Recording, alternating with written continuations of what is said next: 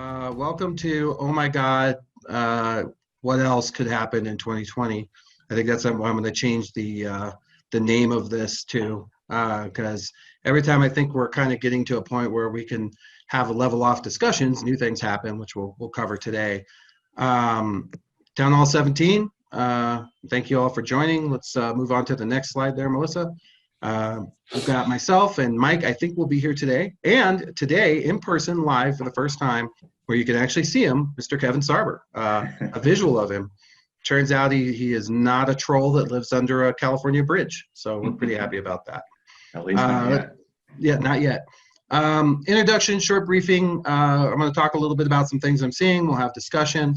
If you want to chat, if you're new here and there's something you want to talk about, please let us know, because we want to have you chat. We want to hear you.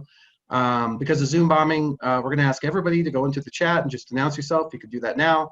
That would be great. If you feel compelled to dig deeper, and we actually had this happen last week, which I'm going to talk about in the end here, you can always reach out to someone. You can also reach out to me. Jimmy Yates from Cheyenne reached out, and we were able to connect him and get some help for him based on some of the fraud we saw. If there's something that's a bigger issue, it'll go into Mike's format. But we did discover this last week, and this is important.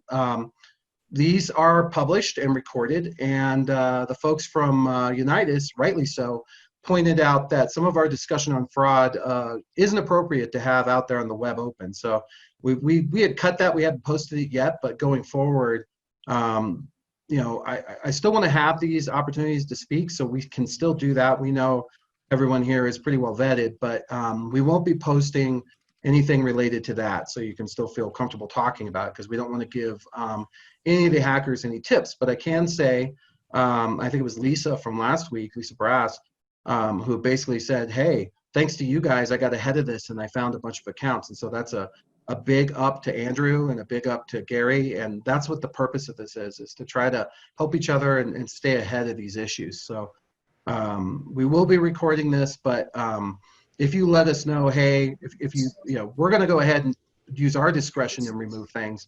But if it is that you decide, hey, I'm going to say something, but I want to remove, just let us know. And when we edit it, we'll cut it out, which we did for Gary's information from last week. So we appreciate that from Unitas and them keeping it out. I not want to make it worse. So let's move on to the next slide. So I think everybody knows where the chat is, but if you don't, it's in the bottom there. Also, there's some new things down there. We did some polls last week. Those were very interesting. We'll probably do some more in the future. This week, we were actually supposed to have Ben Morales on talking about Qcash and some of the lending that they're doing, which I think is going to be very important.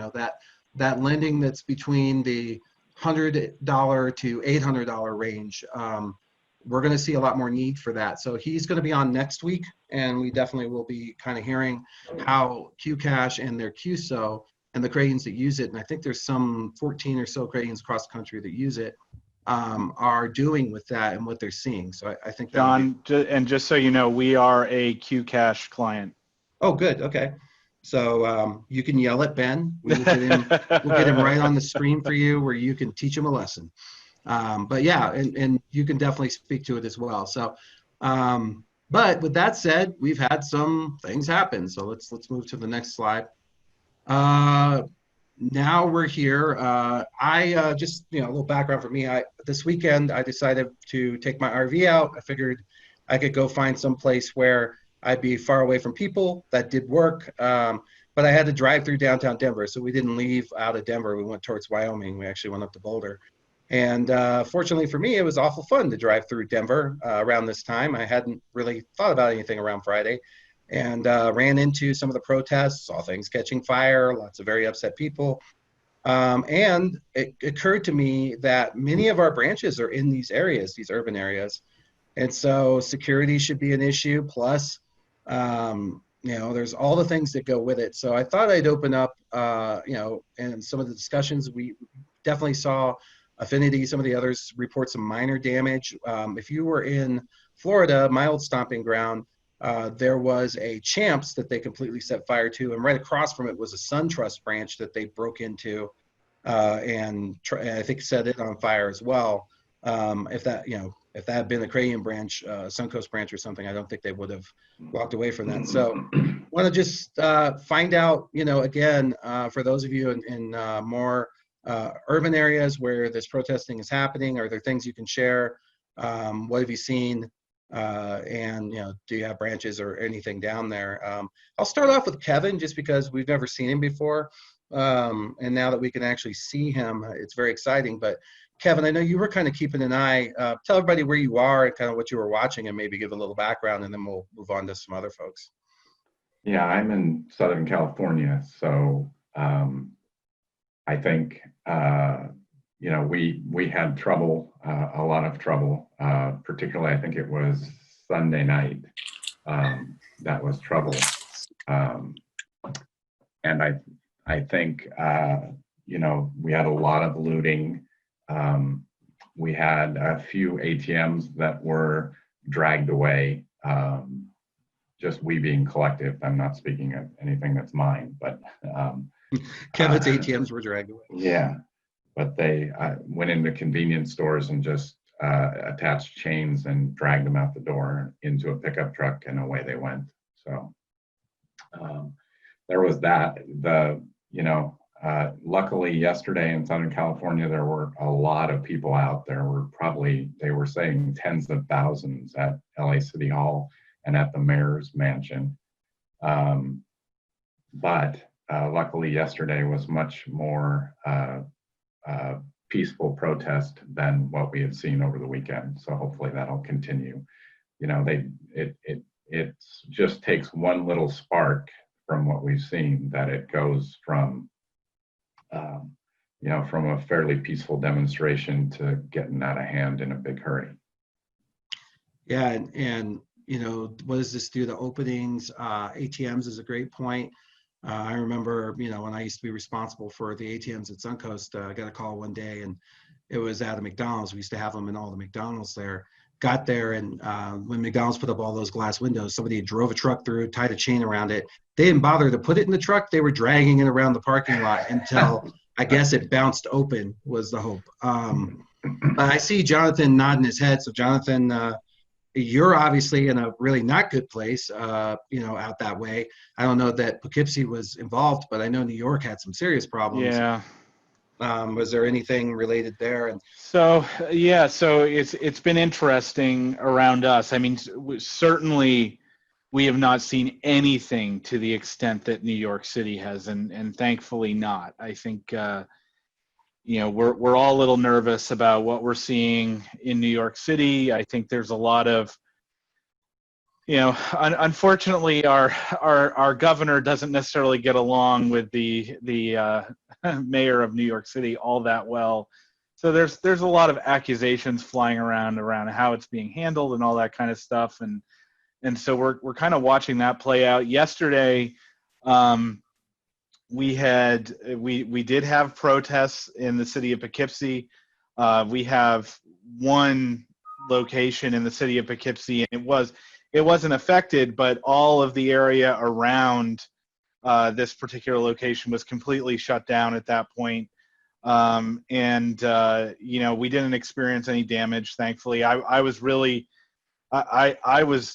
almost betting on the fact that we would have some form of vandalism from this, but miraculously we didn't. And what ended up happening for us is actually, transportation is a real concern everywhere with the impacts to transportation with these protests. But for us, being in the Hudson Valley, there are only so many links across the Hudson River, and a lot of people live on either side of the river and commute back and forth every day. And today, these protests, for the first time ever, as far as we can tell, in recorded history in this area, actually shut down the Mid-Hudson Bridge, and so it was preventing people from getting back and forth to home wherever they needed to go, and it was shut down for a good, I would say 4 to 5 hours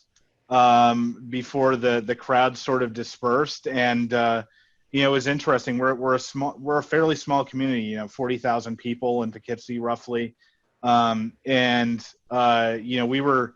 We were listening to the police chatter between the state police dispatch and local police dispatch, and there were times where it was getting to the point where we weren't really sure if it was going to be handled all that well, because the crowds were basically targeting the city of Poughkeepsie's main police station. That's where they were pushing towards, and you could hear the law enforcement getting very nervous, saying, we're not going to be able to hold them. We're not going to be able to hold them, as they kept surging towards the police station. So while we were lucky and nothing did happen, and the crowds eventually did disperse, I think there were about 200 people that ended up protesting well into the night, but much more manageable than the 1,000 to 1,500 to 2,000 we had at the height.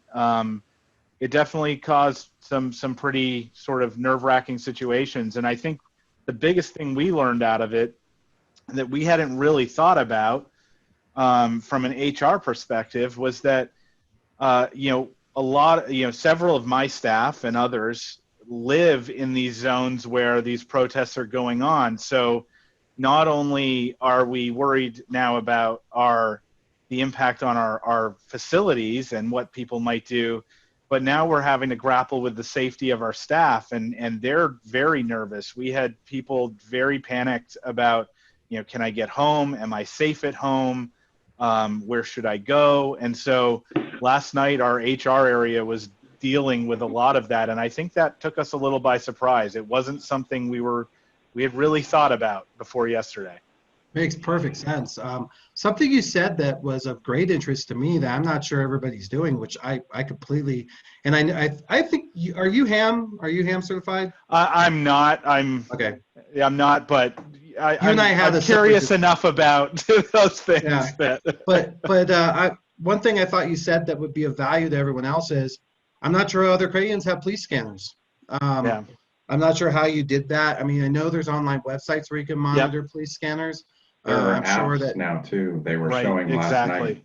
They were showing apps that you can download and get onto all the frequency. You can bounce from frequency to frequency and see what's going on. Yeah, and that's what we were doing, is we were using the mobile applications. What was interesting too is we were listening to the disturbance unfold in the city of Poughkeepsie and the protests unfold, is that it also kind of, at least I found it sort of intriguing, that it also points to the security aspect of our law enforcement's radio network, because it was clear they were conscious about how much information are we sharing over these radio frequencies, and how much of it are the protesters and potential agitators within these groups of individuals using it to help target their actions. And so that was something we noticed as time went on too, is they were starting to get very cagey about how much information they were sharing.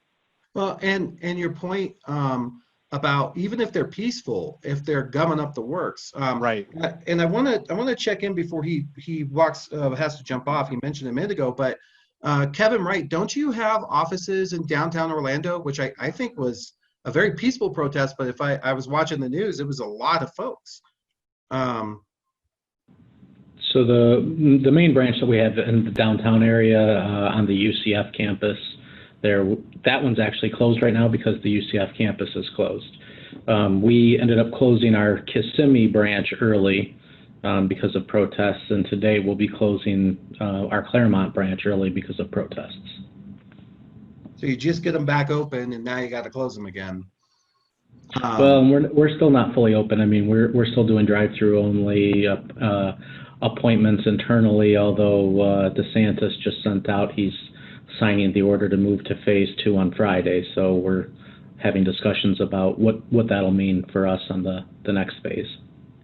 So, but Jonathan's point's well taken in that even if you're not worried about the facility, just getting the people there to actually be able to work, or will can members even get there? Where you're protesting and go, hey, wait a minute, I got to stop by my credit union and grab a few bucks or whatever. I mean, what does that look like? I wonder. So, but correct, and they're popping up fast. and not necessarily a ton of notice. So trying to get notice out to members so that they don't put themselves into a situation where they're coming into something that they didn't know was going to be happening. It's definitely been a concern of ours.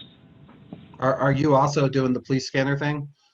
We are not, but we do have our VP of Reg Compliance does have a police scanner, so he can listen in on a regular basis. Interesting. Yeah, I had a feeling. I knew you had that campus on the or the one on the UCF campus. I just didn't know if it was open or closed. But I know they were down towards that area because that's all mixed into Church Street Station, that whole area, right? Yeah. No, we've had all of our branches that are on the UCF campuses as well as Valencia and Seminole State are closed because the campuses are closed. In fact, we've even shut down the ATMs at this point because they weren't really seeing any kind of transaction volume. And so it didn't make sense for us to go ahead and leave those open right now. And we just recently added giving everybody Publix for free as well. So that's helped. And when you say order. Publix, you mean the Presto network, the ATMs that are in the Publix platform? Correct, and not charging the foreign ATM fee on those ATMs, letting them use them no different than they were using our own. Gotcha. Well, thank you, Kevin. Thanks for sharing that. Like I said, I know you have to leave in a few. Well, one of the other effects I'm concerned about is the businesses that were affected. And I thought perhaps one of my favorite people, Mr. O'Shea, could speak to that. I'm having a feeling he's got a lot of entrepreneurs that I know run New York-based businesses, particularly the Medallion and whatnot. Tom, any updates there? Sure. Yeah, I just wanted to piggyback too also on something Jonathan said. We could talk for hours on the failings of the mayor and the governor of New York, also known as Tweedledee and Tweedledum. But without getting too political, as we've sat and thought about our own office reopening and the new normal underneath, post-COVID and digital, we're also considering now incorporating conversations around the current events to say, is this part of what we have to plan for? Are we going to see more of this whenever there's any type of event that pisses people off? There's going to be a protest tomorrow about a quarter mile from here. We got a text on it that right down the street in the shopping center, there's going to be a protest. I don't think it's going to be too bad because they say, please wear a mask and maintain social distancing of 6 feet. So, it's sounds, more genteel out here in the suburbs than in New York. But as a result, one of the things we did decide is we will not be reopening our branch, the one branch that we do have. The cash, the little bit of cash that was still in the branch and the vault and all will be off site as of Monday or Tuesday at the latest. And then if you need the branch, you're going to make an appointment, and then you're going to, no cash. There was absolutely no cash exchange at that branch. But yeah, to your bigger picture though, it's the bigger concern is the impact on our members, our small business members, because the looting is taking place in local communities of small business merchants. They're hitting the Macy's and the Nike store, but local bars, local restaurants, local clothing stores, people that were just starting to think through how they're going to reopen and are under extreme financial duress because of all this, now are in the position to say, I've got nothing. How do I reopen when I have to rebuild? It's not just restocking my food and things. It's the store is it's burned out. Windows are destroyed. Every bit of merchandise is gone. How do you survive that? Well, how would you survive it even if you weren't in the middle of a pandemic? I mean, you'd have insurance to rebuild and whatnot, but you're right. I mean, that's what my concern was, Tom, from your perspective was, I know you have, you carry a lot of those loans. Where was the one branch here? What's that? Tom? Did you say you lost power? Yeah, we're here. Did you say you lost power? We're having some storms. Okay, just want to make sure the protesters hadn't raided. But hopefully I'm still viable. No, you're still there. We hear you, but we'll come back to you since let you get your power back up. But Tom, I do appreciate that. I see that CJ's on. I don't think I've seen CJ here before. CJ, how are you? I'm great. How are you, Tom? Doing great. I'd love to hear what you guys have been up to in regards to this, if you don't mind sharing. Sure. And I by the did way, catch welcome. Thank you. I was a little bit late. I did catch the first one of these, and then I've just been running around crazy Oh, busy. So we totally understand. yeah. We've been up to all sorts of things. I don't know how far back we go, but we deployed half of our staff, remote workers, and we've been kind of not looking back. Took us Can about you a let week. everybody know where you're from and just I know you and I know, You but bet. not everybody. Salem, Oregon. We had peaceful protests last night. They shut down one of our main bridges here, but so far all is well, and the police are kneeling with the protesters and all that. So in the Oregon area, I guess about 45 minutes, an hour south of Portland. Yeah, so been with credit union 16 years, 17 years. We do a lot, but more recently been focusing, like a lot of other folks, on our digital experience and making sure that things are smooth there. Things like, branches are closed, so we got lots of folks going through the drive-through, and what can we do to get them out of the drive-through? We've doubled our number of remote deposit users in the last 30 days. And it looks like, we've been tracking over the last 60 days, it looks like they are not only using it for the first time because we sent them $5 and a dark background to test on, they are sticking with it and using it again and again. So that's been pretty cool. Automating our skip payments process into online banking has been, actually just went live today. We handled thousands of those by hand, and now they are in a manual or an automated process that dips core and looks for a bunch of criteria to see if they qualify, and doesn't present the button in online banking unless they qualify. So it's been cool. And it also, I guess I oversee the development side of our house. It's been really cool. And it sounds kind of morbid, but it's cool that these things have risen to the top of our never-ending backlog on the development side because they are the most pressing now. It's made it easy to get those projects on the board and get them completed. So this forced prioritization has been interesting for us. So I'll stop there, but thanks for hosting, and appreciate the conversation so far. Yeah, we're thankful to have you. Yeah, it's interesting how when Brett was on, we talked about 10 years of digital transformation being forced into 3 months, which has really been, what we've seen, and how do you, change that, which I'm going to get into in the next topic a bit.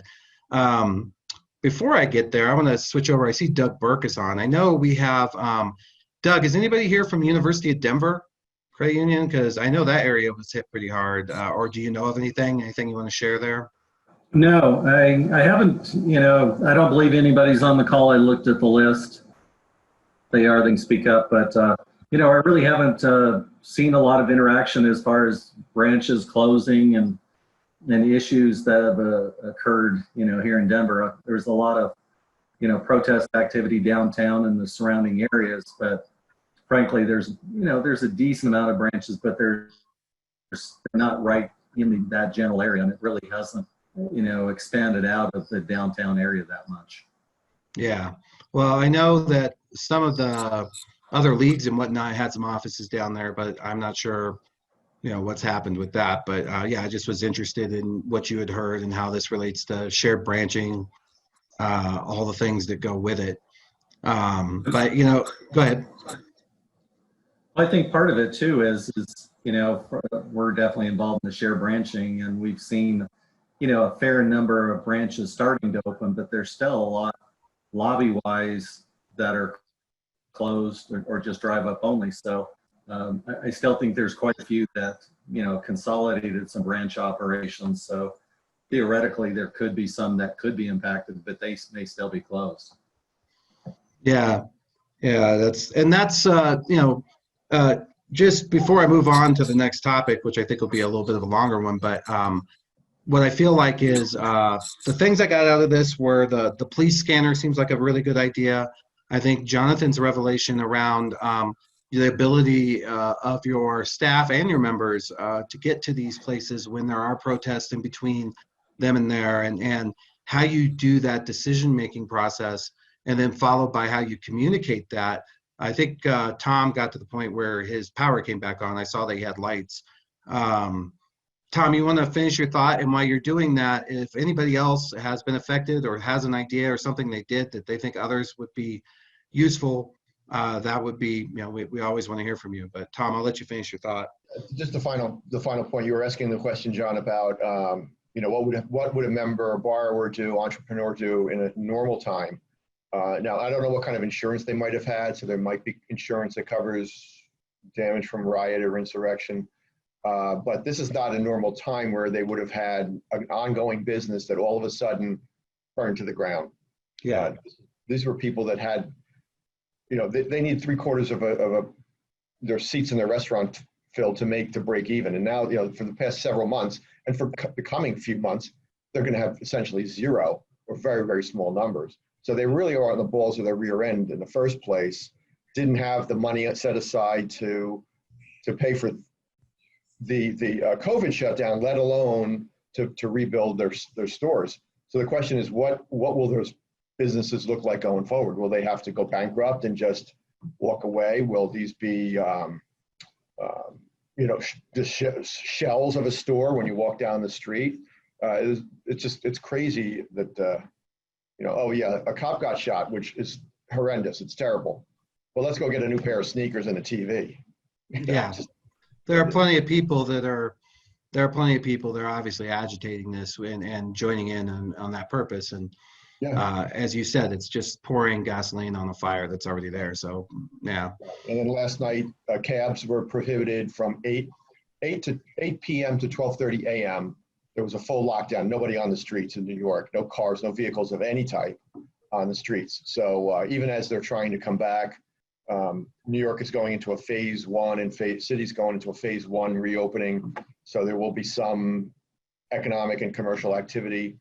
They're shutting down some streets so they can put restaurant tables out there for distance and all. But as this goes on, nobody's going to open the restaurant, and nobody's going to go there if there's a risk to life and limb. Even if a crowd just comes streaming through when you're trying to eat dinner, it's just not going to work. No, that was the concern, and many of those cab drivers are not only your members, but they also have the medallion loans with you, right? Yeah, they all do, yes. And so basically, you're taking a 24/7 business and cutting its opportunity for revenue in half that was already cut down. Right, and the second shift, that overnight is the most lucrative time for a cab too. Makes sense, yeah, because that's when Kevin goes out and gets hammered and needs a cab. And so, see, now that I could see him, like I can remember to make fun of him. It's good for me. Does anybody else? Thank you, Tom. Does anybody else have anything to share in regards to this? I really like the police scanners. I think the transportation issue, the safety, those are things that I hadn't thought of. Anything else that anybody wants to share in terms of their experience or anything lessons learned? All right, so we'll move on. And Tom, let's stay with you for a minute. Here's my thought. So today's subject, I got asked to write a e-scan. Move to the next, there you go. I got asked to write an e-scan on artificial intelligence. And as for those of you that participate in the e-scan documentation, it's the CUNA's basically environmental scan every year. And you've probably seen, I've been in there a bit. I usually do something for them.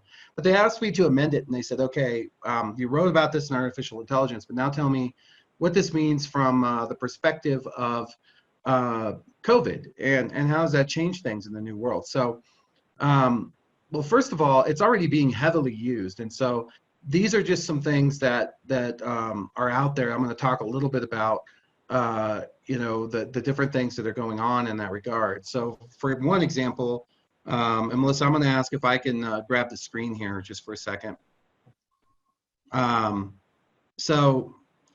me just get it brought up first here. So one of the things that is really fascinating in this age of COVID is the idea that we have a lot more tools at our at our disposal than we did fighting the Spanish flu and the pandemic then. So I'm just going to show you an example of that I think is interesting. And what does this mean for us? I'm not 100% sure, but it's just fascinating to me. So this is called the Folding at Home Consortium. Has anybody heard of this?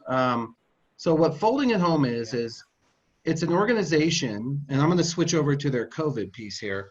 But what they do is they take, Tom, you're not at home right now, you're at work. Presumably you have a PC at home. I'm pretending, maybe you don't, but presumably you have a system at home that's sitting there doing nothing, right? But if you turned it on and you downloaded these folks' software, you could participate in basically a neural network that's trying to discern the dynamics of the proteins as it relates to COVID.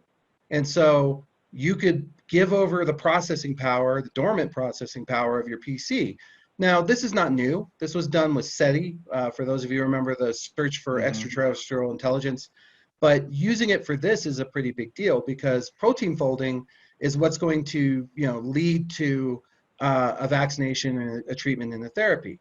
So, this is an example of something. How many Crayons have a whole bunch of computers sitting around dormant every night?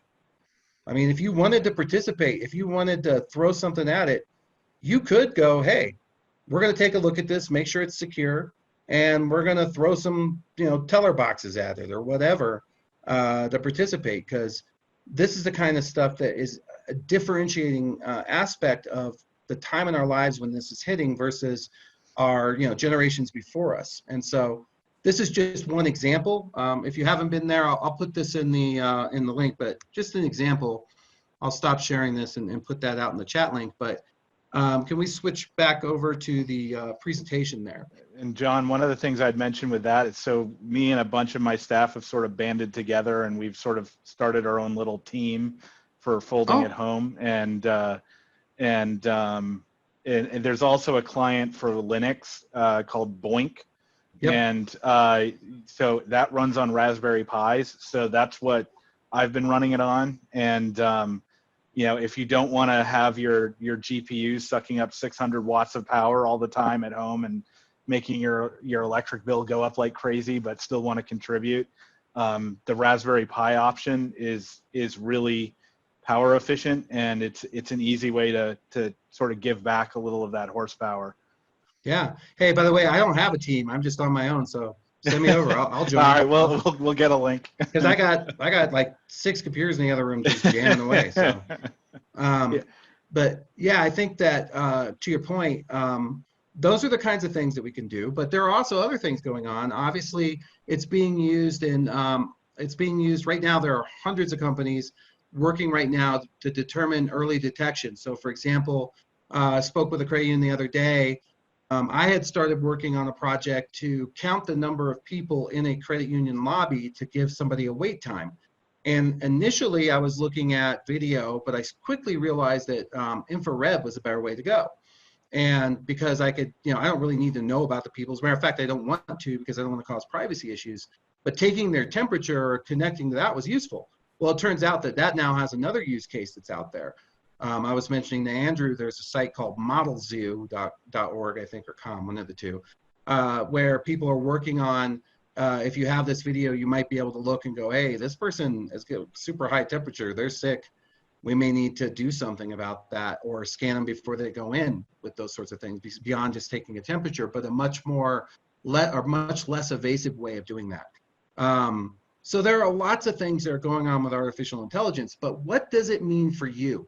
So I wanted to think that through. How could Crayons begin to use artificial intelligence right now? And I think, Tom, you alluded to that just a minute ago. Like, do we have to plan for these sort of occurrences as it relates to the protesters and whatnot? So with that in mind, I came up with a few things and just to talk about them a bit. The first one was, what are the 3 essential things that we would probably want from artificial intelligence or any kind of machine learning or this sort of process? Well, the first one is probably to make our members and our staff safe, right? What can we do to anticipate infection rates, know when to shut down, know when to come up, know, those sorts of things. I already mentioned the cameras. I think that's a use case that we're going to see. I think we're going to see a lot more in relation to using intelligence to coincide the artificial intelligence models that are out there that are determining the outbreaks and the sweep of it, and adding that into our models as it relates to one, whether we should close down a branch or reduce its amount of people, whether or not those people are going to need loans, those sorts of things. So that was kind of the first idea that we had is, hey, if I were using artificial intelligence today as it relates to using the data that we already have at the credit union and trying to determine what we have. So for example, a long time ago, there was this was a big kerfluffin in the news, if you remember. There was a gentleman and he had a young daughter. And one day he got a Target circular at his home full of baby stuff and all kinds of things. And what had happened was, Target had determined through this young lady's purchases that she was likely pregnant. And so they started sending her circulars with just full-on baby stuff. Their strollers and their playpens, the whole 9 yards. Well, the father was upset, and he went to them. Turned out that they were right. So she was pregnant. So that was, and she was only 17. So that was a big deal. But at the end of the day, they wound up fixing that. Target, by the way, did not stop doing that. They still do it. The difference is when they send you a circular, yeah, you might have some baby stuff in there, but there'll also be a lawnmower next to it. That way you can't tell that they figured out that John's old and has been buying a lot of joint pain stuff or whatever. So what could we figure out about which of our members are having issues as it relates to what we know about them? Well, I think it's pretty obvious that if purchases die off, there's a lot we could probably discern from streamlining the data we already have as to the state of a member and what their habits may be and the products they may need. So that was kind of the ideas that I shot around out there. And I think we're going to have companies that are going to emerge to do this. But I also think organizations like Doug's, COSN, are going to be hyper important in this model, because the issue that we have is that we by ourselves, for the most part, don't have enough data to really give us a good modeling. Now, that said, this is one of the few times where regional modeling is going to be really much more important. But someone like what Doug's working on with their data analytics group, this is a very good use case for grabbing a lot of data from a lot of credit unions and trying to determine what are the early warning signs for members in trouble in the new normal. So that's one aspect of it. The second aspect that I thought was interesting was the members are going to need to have more products and services to deal with a new normal as it relates to unprecedented unemployment, unprecedented economic environment. What does that look like? And so we've always talked about these budgeting tools, but I think today is the day that, for those of us that have GZO and those sorts of things, this is its moment.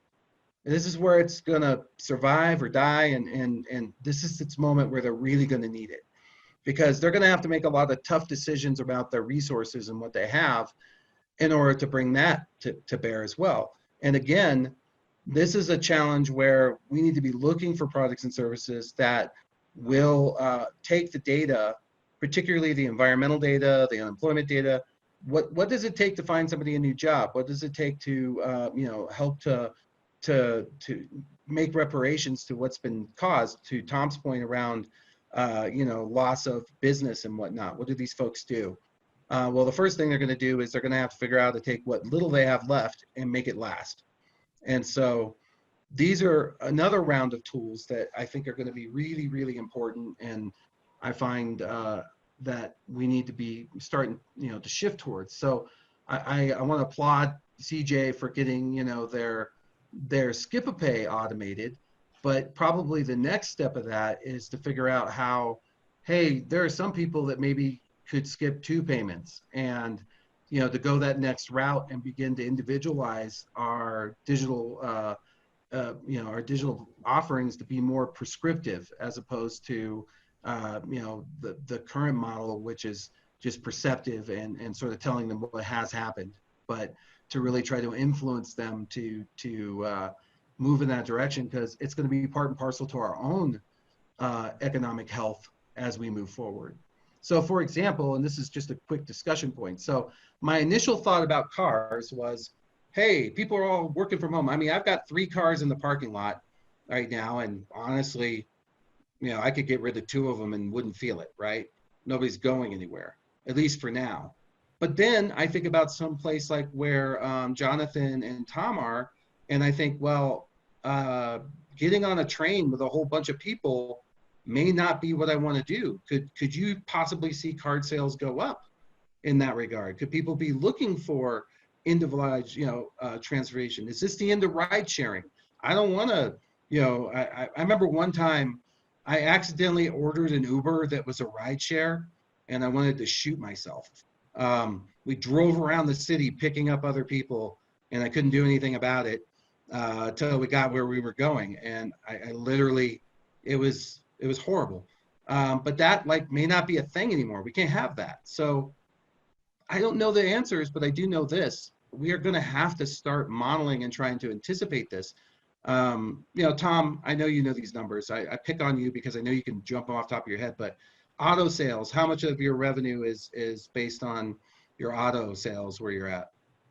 Oh, John, I don't know these numbers, but I know people that can get me those numbers. Yeah. But if you had to guess, I know interchange is what, like 26%? What would you say? If I'm looking at car loans, from a revenue standpoint, it's probably around 30-35%, of total loan volume. Yeah, and if that were to fall even by half, that would be a devastating. Yeah, and so. Yeah. A few weeks ago, we were talking about the death of the car because people were urbanized, people looking at the rideshare options and public transportation or transportation provided by other people as becoming like the new normal. And now we're talking about first, people don't want to get on a train. They don't want to get on a bus. And when you do, there will be density restrictions and limits on those in those cars and in the train car and all. So you could see a jump in the purchase and lease of cars again. Right, which both of them could be a problem for you, right? So you could have the problem where, hey, nobody wants any cars, that's going to kill my revenue, or you could have an onslaught and you don't have the resources to take care of it, and that business goes elsewhere. Right.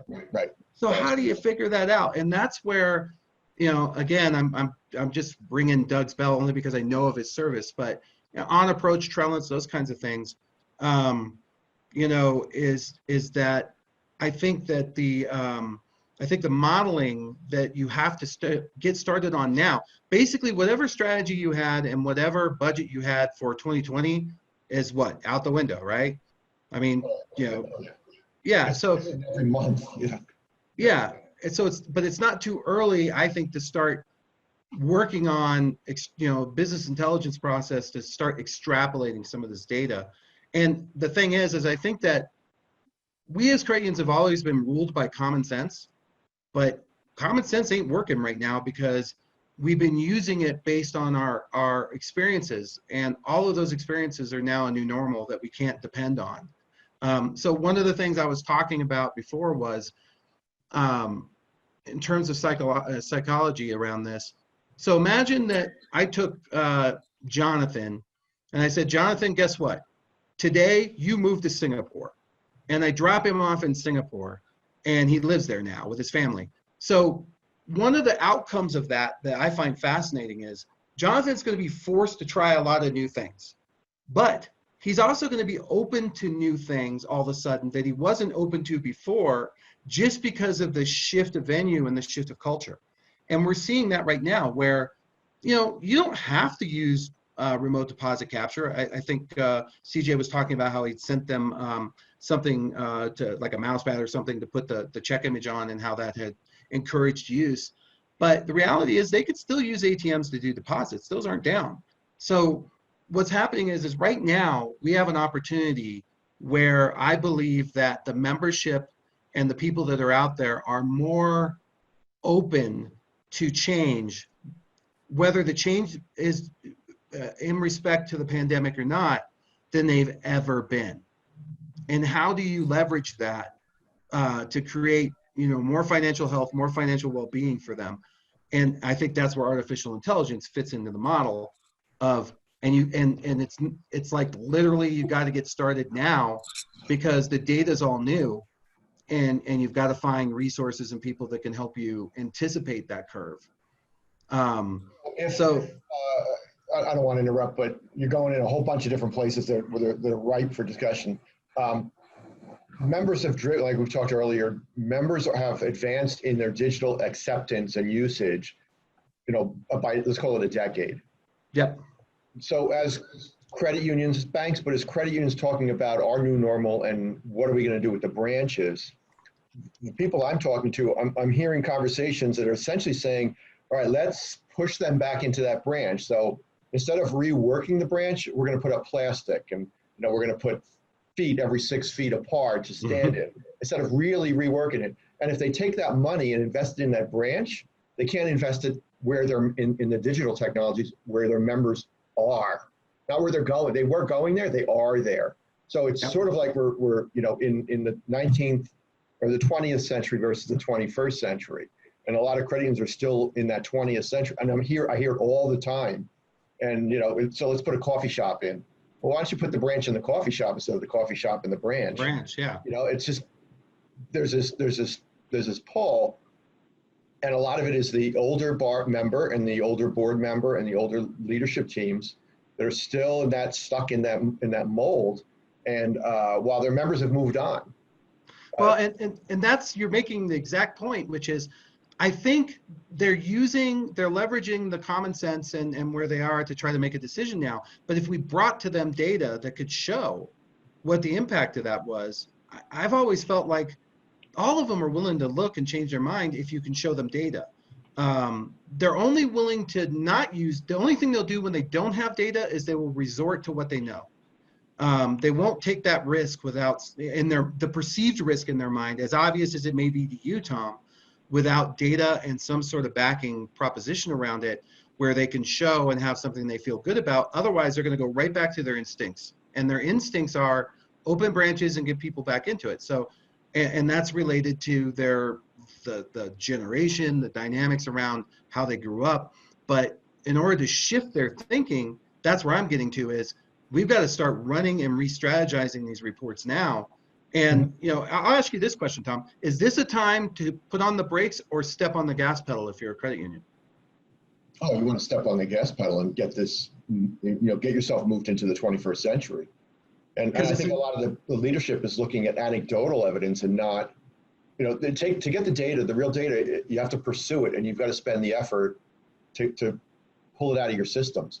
And, I look at credit union AI and BI, and my concern is it's going to go the way of like the data warehouse. Remember data warehouse was the big word of the decade and a couple years ago. And, where did that, people talked about it, and some of us did do it and had the resources to capitalize it, but it's just like, it's all that, it's what we talk about now. I saw a commercial last night for Marcus from Goldman Sachs, their digital bank, and it alerted the customer that like his water bill was double what it had been the prior month, and said, hey, is this okay? Maybe you have a leak or something. And I was like, you know what? We can't even touch something as basic as that individually. We can only do that collectively when we share an AI system or a BI system that can do it. Because our home banking and the tools we have they're adequate, but they're not they're not attracting people, or they're not responding to those types of things where we really need to be. You really need to be in that world, and that's time and money and and resources that have to be devoted there. And if you're keeping it in the buggy whip business, you're not going to have it to move into the change. And let me full circle that for you. So why did customers stick with you up until then, when to your own point, you've had adequate services and products and features? The reason they did was because they felt a brand loyalty that was driven probably by the individuals at the credit union, whether they be call center and the relationships that they had.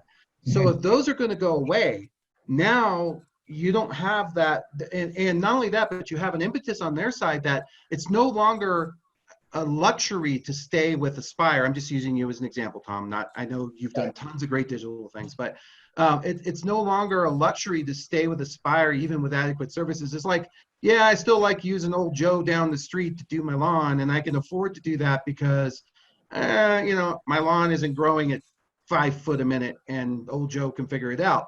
But when the lawn starts getting to be a huge problem, and old Joe can't handle it, I'm going to be forced to a new service. And I think that's where we are.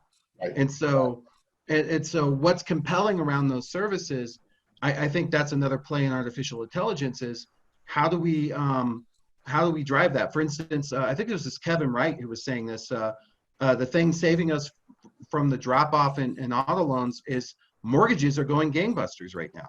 Are other people seeing that? Jonathan, are you guys seeing that at your shop? Oh yeah, we've seen a huge increase in, especially refis at this point. Our real estate group is more busier than they ever. It's like busier than they have been in a very long time. So between that and our the P3 loans, that's all we've been doing. Our mortgage refis and P3 loans. The auto loans that we've had, honestly, have been essentially nil because in New York they closed all the car dealerships. So there hasn't been any auto lending activity, and those businesses are either they're still in the process of being allowed to open or they just opened. So conceivably it could be a while before we see that volume pick back up because, to sort of the same rationale among a lot of other things, how many people want to just go hang out in a car showroom if they're nervous about their health and being exposed to a lot of other people and vehicles that somebody sat in? And who knows? So funny. I saw for the first time in my neighborhood yesterday, I drove right by a Carvana and the car was on the back of it. And I thought, wow. But let me go back to something that Tom just said, and to your point too. So if you live, again, my logic says stay where you are, hunker down, don't do a thing. But I live in a home. But what if you live in an apartment where they're like my daughter's moving, because she's going to law school downtown University of Denver. They were looking for apartments, but as this hit, they started looking for homes. And I asked her, she said, yeah, we don't want to be on top of other people in our apartment complex. And again, much like the cars, these are assumptions. I don't know. I just don't know. And the only thing that can tell us to help us prepare, and I want to go back to the point Tom made about cars, it could go either way. It could be he's got nobody looking for it, or he's got an onslaught and not enough people to handle it. And both are a problem, a huge problem. So that was kind of, the thing I wanted to sort of bring to bear today was, this thinking around artificial intelligence, what it, really means to really get involved with some sort of data analytics group, to rework your strategy, to think more about how it is that as organizations, you're going to, come out to Tom's point and your point, Jonathan, stronger on the other end. What could you do? What's the gas pedal? What pedals and levers do you have that you could, finally go through and use in the sense of, anticipating the economic effects and then throwing down the gas. And I think we all think they're obvious ones. Digital. Yeah, but what specifically in digital? And more importantly, I think it's regional at this point. I think that we have to think regionally much more than we were thinking nationally because of the way things are playing out. And finding groups locally, Tom, you have a consortium of 2 other Canadians, so that's a value to you. Jonathan, even as big as you are, you and I both know your data in comparison to someone like Wells Fargo literally is like a drop in the ocean, when we talk about the data that you have. Hey, John, just a comment when you were talking about, our data analytics. We just had a meeting this morning where it's funny you bring it up where we're saying we have to look at what data we have and what data we need to look at this through a different lens, because we're like, the typical type stuff, what's happening with ACH deposits and top of wallet and all those other types of things.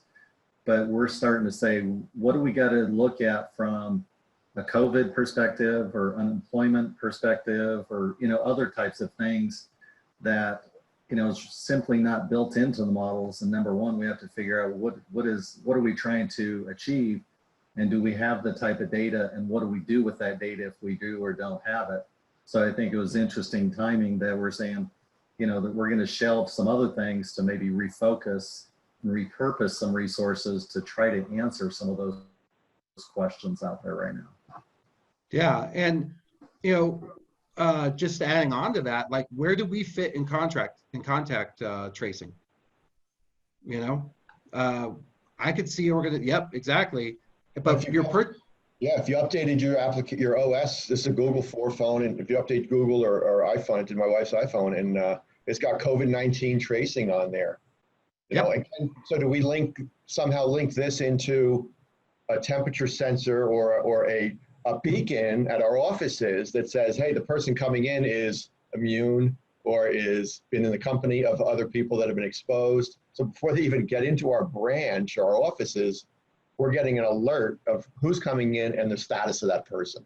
Well, I'll give you an example. So I have a friend, I mentor some young men here. Melissa, can you give me back, and I'll close with this, but I love what you're saying there, Tom. So let me bring it up here. So here we have a Kroger system called King Soopers is the name of the store.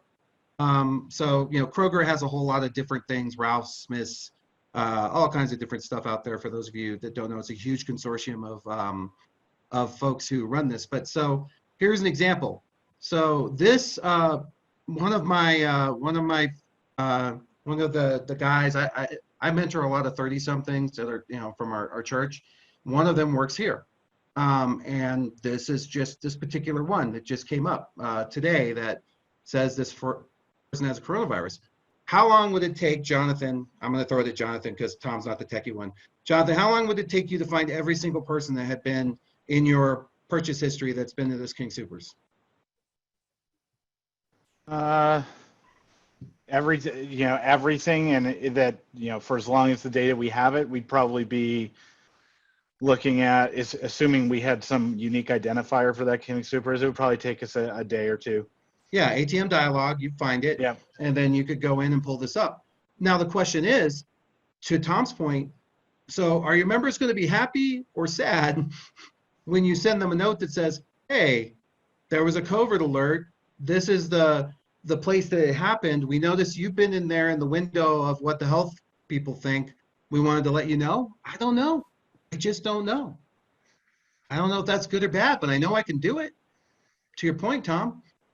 So it's a thin line. It's a very fine line you're walking. But what if we don't? And but then, okay. You've been there, don't come to our office. Yeah. But what does that mean? I mean, if we walk away from them and we say, yeah, we're just not going to do this, and they get sick and you lose that member or whatever, I don't know.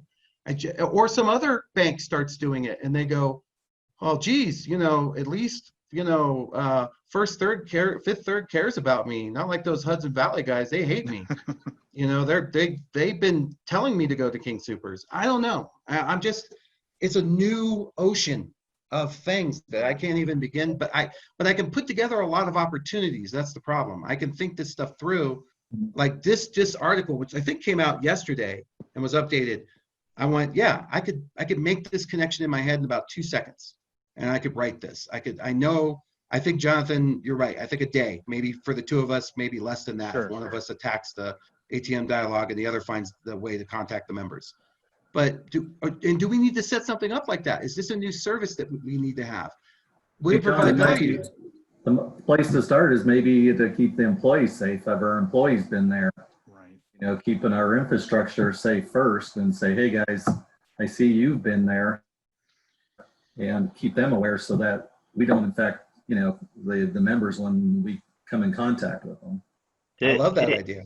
In the event that, like, we're talking about that fine line, is this something they opt into? Maybe they're okay with us being a little more creepy with their data, right? Like, tell us what you know about us, and then we'll opt in or out, and then you can maybe deliver something that's of value, but you've got permission to dig a little bit. I love that idea. Yeah, I hadn't gotten to that mode. You know, CJ, I see these connections and I bring them up, and then the other thing is, okay, they're shutting this one down. So do I want to let them know, hey, your favorite King Soopers is closed now.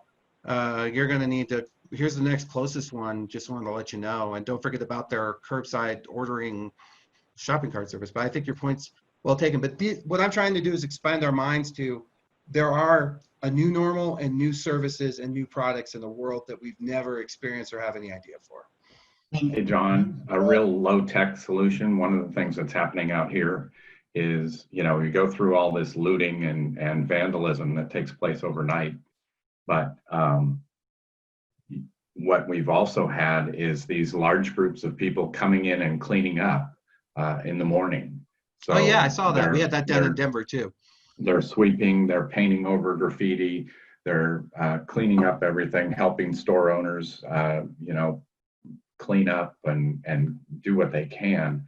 But I was watching the news, and sure enough, there was someone there wearing a Westcom. It had the Westcom logo on the back Oh, the of We their Care T-shirt. a We Care shirt. Yeah, and it was a member, not an employee. But they were out there getting visible. And is there an opportunity? Again, it's low tech, but it is kind of at the roots of who credit unions Oh, it's like are Tom's supposed to tulip be. thing. I mean, throw a bunch of shirts on people, see who's willing to go out and clean up. Yeah. You know, because Even with this King's thing is it's, you know, it's the way you wordsmith, the way you present the message that can make it either sound creepy or helpful. A number of years ago, we subscribed to Triggers service from one of the credit bureaus, and every time a member's credit report got hit with for a car loan application through a dealer or another financing source, we would get a list. We would get their name and information. And the way we script it is we would call that member and tell them that we were, you know, we had a special on car loans. We were marketing them that they, you know, qualified for a loan, and wanted to invite them, if they happen to be in the market for a car, that they could, you know, consider applying for the credit union. And they would say, it's so funny you called, that we, you know, we actually are shopping for a car. And you are, that's interesting how that worked. And it worked like a charm. And so it was the same exact. rather than we were monitoring your credit report and noticed that you were trying to betray us. Right. And that betrayal will cost you. Right. Yeah. Exactly. In fact, the email, I think subject was betrayal from Tom. Super snooper. Yeah, no, I get your point. And we are at our time. And unfortunately, I have another meeting backed up to this, but just great discussion. CJ, you know, you seem like the kind of person that might take this and put it in play, you know. I'm okay. You know, Doug, I could see you, you know, this could be valuable stuff. I'm just trying to think through how we get back on our feet with a forward-thinking strategy. So I would love to maybe, you know, brainstorm this. If people are interested in having a second meeting or something to follow up, I could have, if you want to email me and talk more about that, maybe not in the town hall, but as how to look at maybe a product like this. I've been thinking about, could there be a database of this sort of thing where people could run things against it? I'm open to ideas. Jonathan, I know you and I have discussed this as well. So if people are interested, just email me and let me know, and we'll set up a separate meeting. Okay. Cool. I'd be happy to. Yep, and we'll let Kevin lead it because he's in charge of not being creepy. Because mine would say betrayal. Mine would say, you've been infected. Open now. Because I know those emails will get opened very quickly. Oh, and there'll be a car loan ad below it. You've been infected, and oh, by the way, you're also pre-approved. You're pre-approved and infected. Or exposed. Yeah. Exposed. Well, thank you, everyone. These are always great discussions. Doug, thank you for your time. Doug is one of the people that makes this happen. And so really appreciate all the folks that join in. We'll be back next week to talk about payroll loans with Ben. And Jonathan, I imagine you'll be a big part of that to talk about what you're seeing. There is definitely a huge need for that $100 to $700 loan. And they're going out and getting them whether you offer it or not. and they're getting it from terrible places. So Yep. we need to discuss that. As always, I want to thank my panel and my new addition, CJ, Tom, Jonathan, Kevin, who jumped in, folks who participate, Doug, and the rest of the group. And for those of you listening, we thank you for just taking the time out of your week, your very busy week, very scary week, to join us. So thanks again. Take care. Thank you. Thanks, Thanks, everybody. John. Bye. Good job. Bye-bye.